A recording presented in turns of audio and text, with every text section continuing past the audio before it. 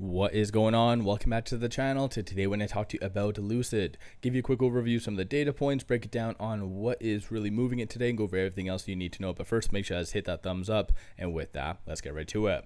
So a lot of growth stocks are moving higher. Unfortunately, Lucid is lagging, down 0.22%, 225 the low, 234 the high. So once again, it does show a lot of signs that it does want to break out. Unfortunately, the market is digesting a couple of things that did come out and was posted after hours yesterday, and that was two new analyst ratings. Adam Jonas, good old Adam Jonas, Morgan Stanley, did reiterate their $3 price target, and then Tom from RBC did reiterate their $2 price target. So of course, where Lucid is at right now, 227, it's that $2 one's not looking all too good. Adam Jonas, I think, for alternate reasons, he is being relatively optimistic on Lucid, as I've brought up in previous videos. So this is what the market's really digesting associated to Lucid, and shorts are actually kind of doing a lot of interesting stuff, but I'll get into that in a second. Aside from that, Lucid isn't really putting out any official news, no SEC filings or anything like that. The only thing, honestly, that did come out was Faisal did participate in a kind of a podcast type of thing. So I'll play this near the end of the video so you guys are able to kind of listen to it. There's a lot of good things that's stated. As I've mentioned in the past, I have a lot of respect for Faisal, a very knowledgeable individual. Honestly, I would probably like to see him in more of a higher role, not maybe CEO, but a little bit higher than what he currently is, because he doesn't play around, he doesn't BS, he just says it how it is, and I honestly really do like that. So I'll play this near the end of the video. Aside from that though, the market is digesting the data that did come out early this morning. So initial jobless claims came in at 227, forecast of 245. So the market's really moving higher because of this. Same with a lot of the other data, and kind of Fed speakers haven't really raised any substantial red flags or alarm bells for the market, so things seem to be looking pretty a-okay. Shorts though, this is where things get very interesting. Shorts right now are returning 4.76 million shares. 31.93% of the free float's being shorted, works to be 393 million shares overall being shorted. So shorts honestly are taking advantage of kind of the negative rating, algorithmic trading really pushing Lucid down. So they're taking advantage and returning a lot. So by interpreting it this way, I do feel that of course, shorts are saying that it's a good buy right now. Of course, I could be wrong, but let me know your general thoughts on that. Aside from all that fun stuff, though, looking at options, you're seeing 1.21 million in calls, 734,000 in puts. So a little bit higher for volume than normal for Lucid, and then 44% of all the options being done are bearish in nature. Some of that could be just piggybacking off of the recent ratings. From the bulls, you see a consensus for it to be above 250. It's been like that for a very long time though. Bears are anticipating for it to be sub 2. So with it at 227, pretty much evenly divided based on this. Looking at the secondary market, you're not really seeing that much institutional transactions. One buy for 115, the other 4 are sells. So again, algorithmic trading is really piggybacking off of this right here. So these two new ratings, and even dark pool as well. So dark pool, most likely this is where shorts are hiding a lot of their transactions. So you're seeing a lot of transactions today. So again, that's a little bit of manipulation, but we're kind of used to that by now. With it right now at 227, trading currently between this R2 and this R1. So 224 is the strong support, kind of bounced off of that general area for the low today. And then 229 is that next strong target, followed by 237. So kind of just watch for that. So if you're looking at averaging down, dollar cost averaging or whatever else, just watch for 224, 216, and then 208 to be kind of good support levels. Aside from all that fun stuff though, and these new analyst ratings, no real articles coming out. On a technical standpoint, things are still not really looking that crazy. So 2 consecutive days, and I guess today as well, 3 consecutive days of it hitting that 50-day moving average usually will result in some consolidation. So that's why you're seeing also some extra volatility today. So 235 is going to be that key point to really watch for in the short term to breakout, because if it is able to get above that for 2 consecutive days, then you'll see a very nice push higher, roughly on average 30%. This is something I've been stating time and time again. So most likely shorts are at the same time returning a lot today because they are freeing up some room. They're kind of running out of available shares. So maybe if they project Lucid to really break out, this is where they'll kind of redraw the line at, let's say, the 200-day moving average. So let me know your general thoughts on Lucid. Have you been buying? Have you been selling? What's your viewpoint, for instance, on shorts and them increasing to the same magnitude that they have been? Do you think that Lucid is a squeeze play? And yeah, so let me know your general thoughts on that. And like I mentioned, I am going to play this. So this was a very good video. And so yeah, definitely kind of tune in.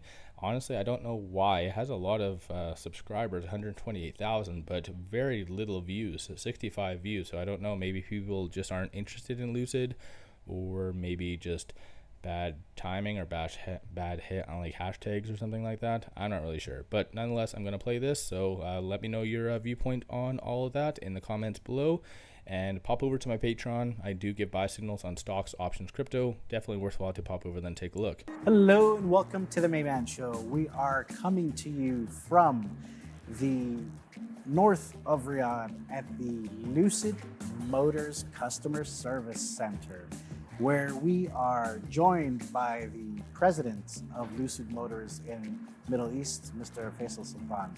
Faisal Sultan is a gentleman who is very intricate in the Middle East's electric vehicle transformation scene.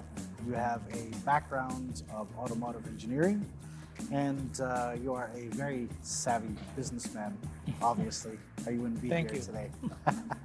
So before we start talking about Lucid and your latest, updates and everything, can you give the audience just a small introduction of what Lucid Motors is and how it got its start from Silicon Valley in California to being a big international brand backed by the Kingdom's Sovereign Wealth Fund?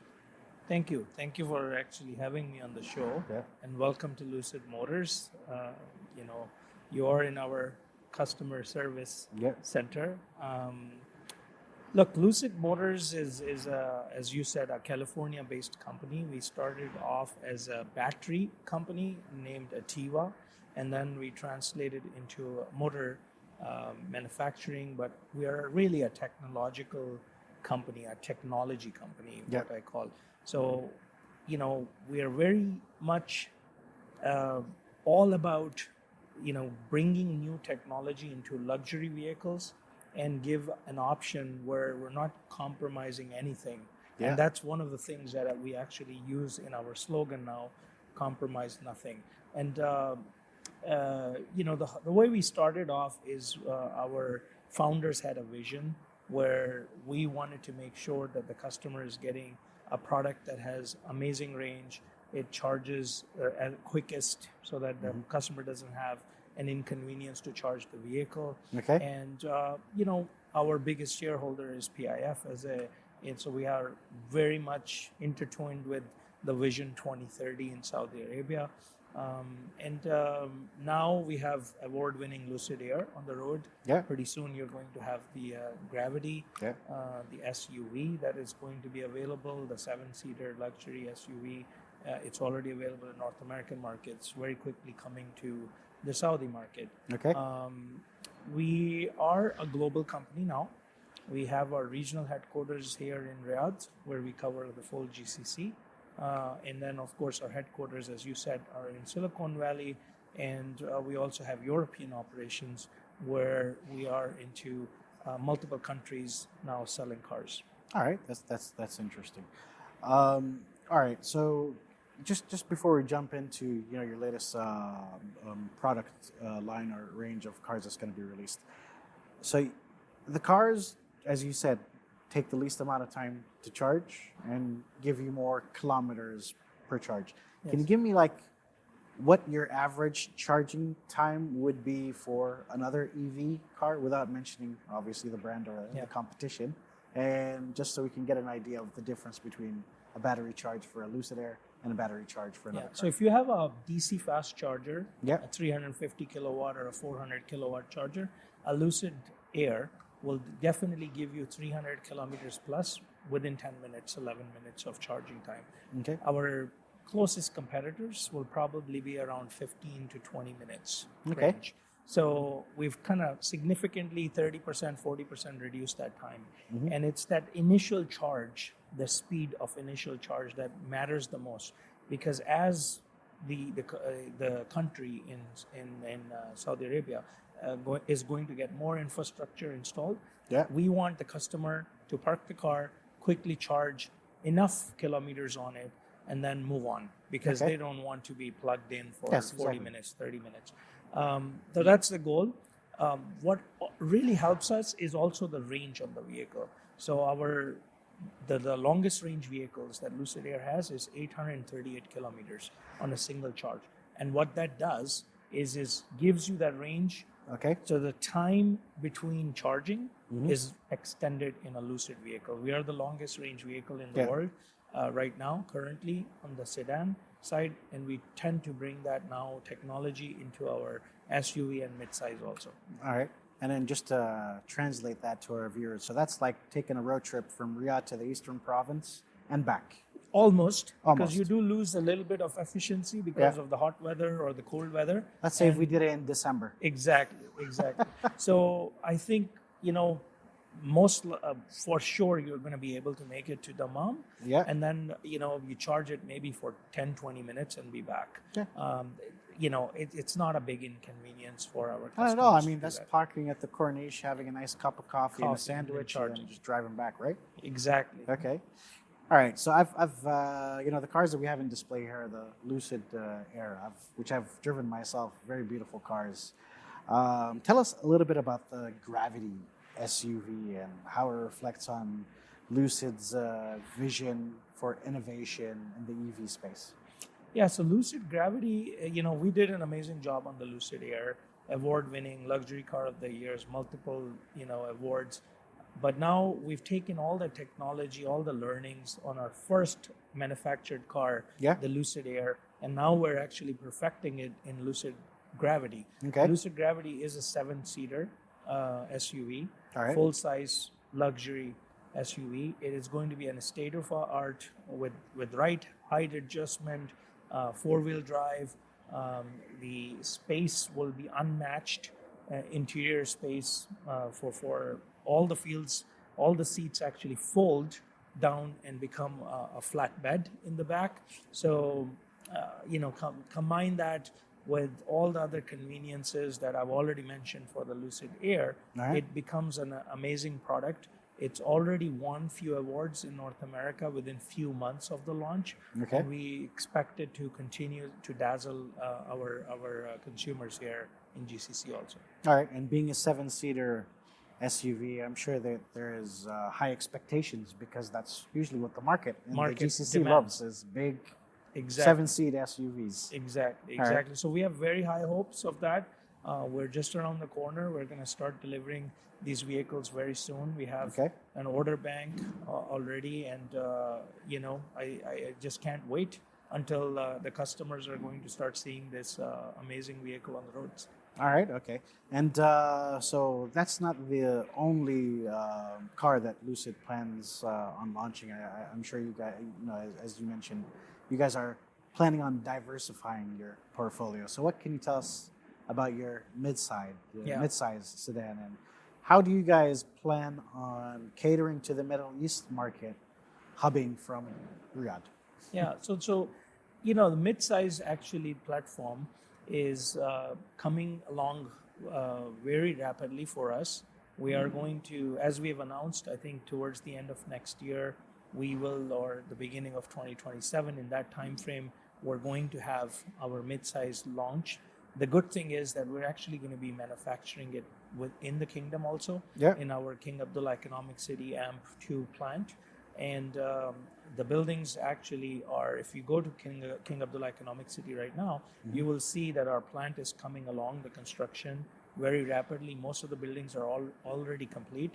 We're going to start commissioning the equipment very soon in those, and that plant then will produce 150,000 capacity per year. That plant is going to have that capacity to produce this midsize, and it is going to be a global plant for us. and that's going to export, outside of GCC also for us. So we're looking forward to that. The midsize will be in several top hats. We will definitely have many top hats on it. It will be, a smaller size SUV, crossover, CUV, that type of a category, and it will be a volume product for us. So we expect it to sell globally many thousands and bring our volume up, as an OEM, because the total addressable market for a sedan is very small. With the 7-seater SUV, the Gravity, it goes up, and with the midsize, it goes up tremendously. Yeah. All right. Fair enough. So you mentioned that you guys have a manufacturing plant here. So what motivated Lucid Motors to establish an international manufacturing plant here within the Kingdom of Saudi Arabia, and what's the plans for this manufacturing plant to meet demands?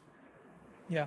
So look, there's a lot of things happening in the world right now that actually now makes a lot of sense for this plant to be in the kingdom, for sure, because of the access, the free trade agreements that Saudi has. But quite honestly, when we decided, 2 years ago to put this plant here, it also made a lot of sense at that time because of the geographical location of Saudi Arabia. It's kind of center of the world. Yeah. If you think about it, and if you have a manufacturing plant, you have the Red Sea. The Red Sea has about 13 to 15% of global, trade passes through that. So it really makes sense to have a plant right on the port on the Red Sea, which can then produce and then distribute the product all over the world from there. And that was one of the biggest reasons. The second biggest reason, really, and actually as important, was the Vision 2030, the transformation that the country is really going through. That transformation aligns perfectly with the vision of Lucid, which is sustainability, which is progress of human capital.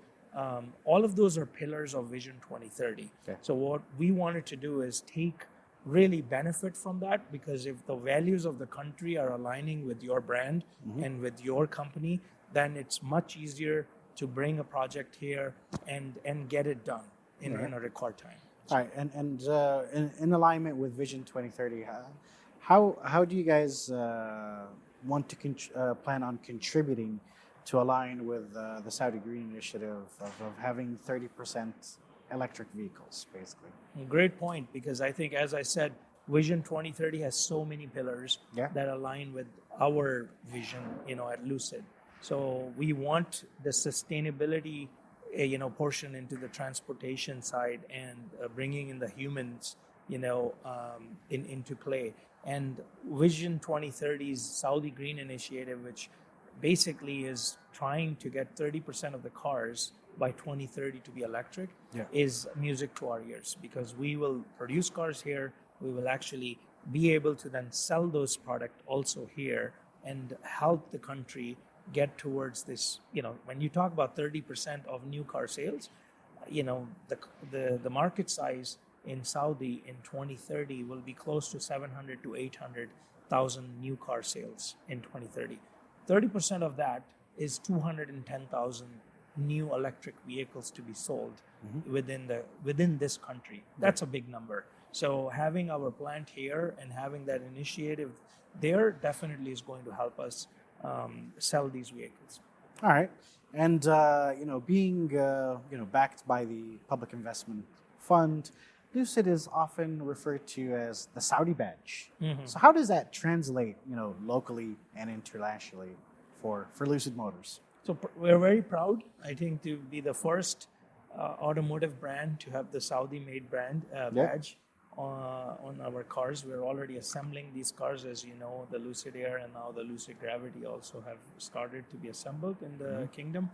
I think that is an amazing emotional connection. It just certifies, how Lucid is really embedded in the auto ecosystem of Saudi Arabia, how it has catalyzed, the formation of an auto industry. And that's a badge that will always remain very dear to our workforce and our consumers at the same time. a lot of our customers come in and they're so proud to be buying a Saudi-made product. It is amazing to see that nationalistic, pride, in play.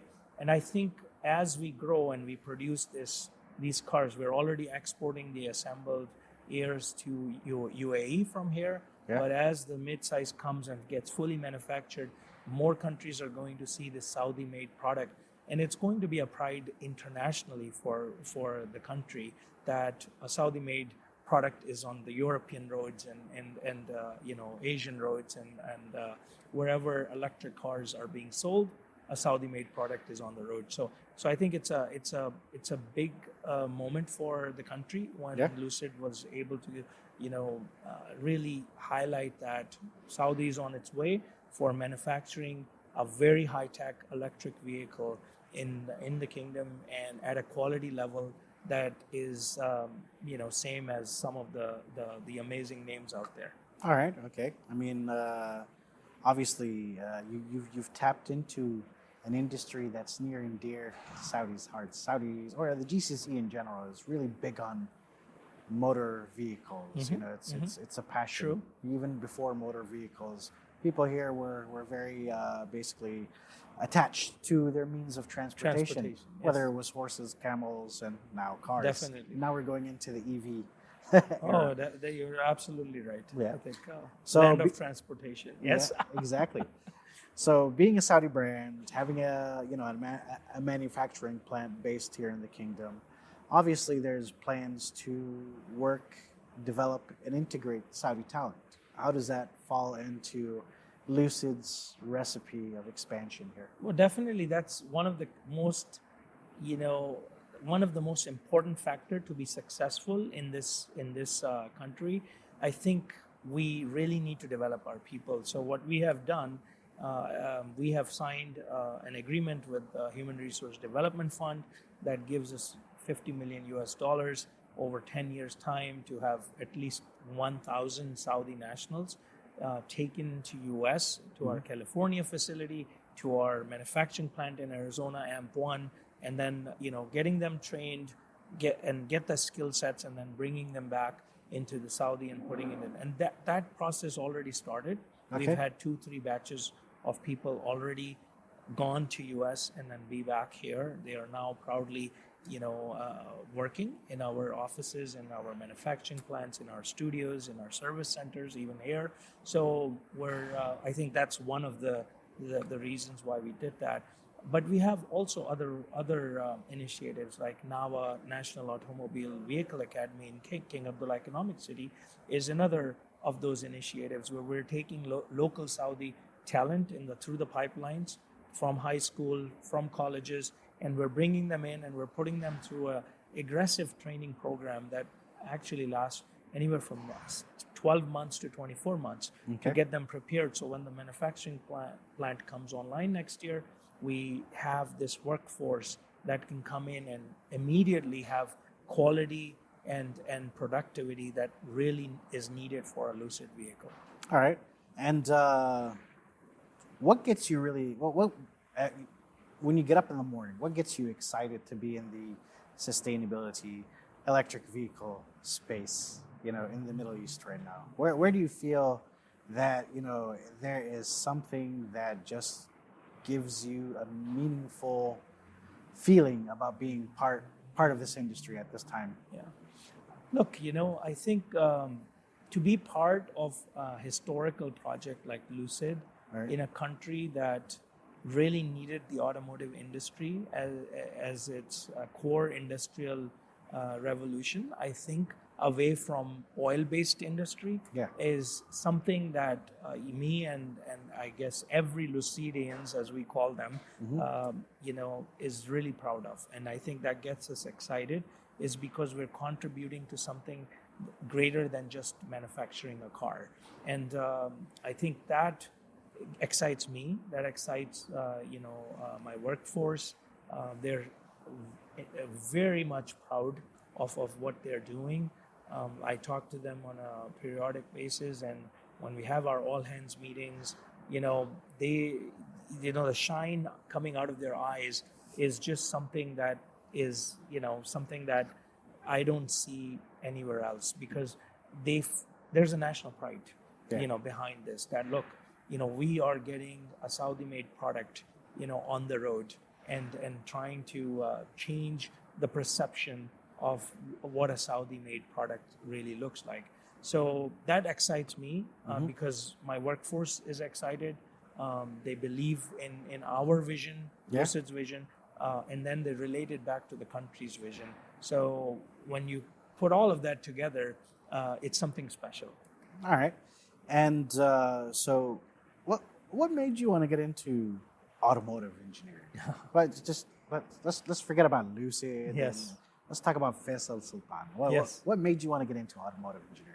Well, at least this is what my parents tell me. When I was very young, they used to buy me toys. Yeah. And I loved motor cars.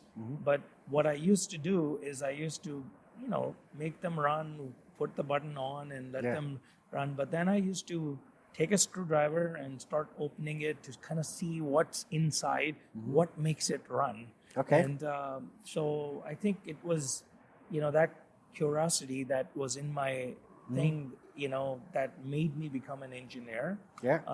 And then, automotive engineer because of that. I got my mechanical engineering degree, and then from there, I always wanted to be in automotive. I've got about 28 years now in automotive companies, and I think I love what I do because, automotive really motivates me. Yeah. There's so much more technology now coming. So, I ended up getting my master's in automotive and then MBA. The MBA really helped me focus on the business part. So I've got best of both worlds, to say. Yeah. I mean, you and me have similarities. I used to love playing with cars as well as a kid, We should hire you. Yeah, I could test drive any of your cars for free. You wouldn't even need to. As long as you don't take them apart. See, that's the thing, is you took them apart to dissect them. I destroyed them to copy the cool 80s action movies with the stunts, like the Fall Guy and what have you. When they get destroyed. That's amazing. So we took apart cars just in different ways. And through your professional journey, is there like a moment that stands out that you feel shaped how you are as a leader here now in the automotive industry? Yeah, so I actually, moved out of home, my parents' home, at a very early age because of studies.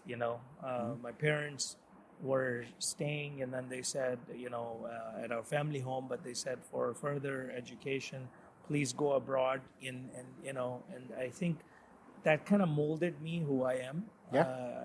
At an early age of 16 years, living in North America all alone, doing things basically figuring out how the system works. Where is this? Where is that? How do you get a license? How do you, I had to do that all myself. So, that really got me matured in a much faster way. They say, girls mature at an early age and boys mature a little bit later. But I think in my case, I probably matured at the same age as my sisters. But, I think that really helped me of who I am today. And it also, gave me the sense of valuing the relationship values, because when you're away from your parents at an early age, you tend to realize how important those relationships are. Yes. Family relationships, friendship relationships. Seeing them twice a year is very hard for you when you're at a young age. So you kind of start valuing some of these human, connections. And I think my leadership style is all about that. Yeah. It's about human connections. It's not only about numbers. All right, fair enough. And are there any plans to take Lucid to center stage in Hollywood and filmmaking?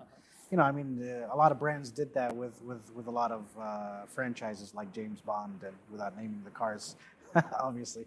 Yeah, I can tell you one thing, that if any movie company comes and takes our car and, Yeah. features it in it, I think the movie will be a hit for Okay. sure. All right. Because the car is amazing to drive, as you told us. Mhm. We're always open to ideas, and Yeah. we're always, looking for amazing stunts. I don't know if you saw our gravity stunt, where we had, someone jumping from a plane and parachuting.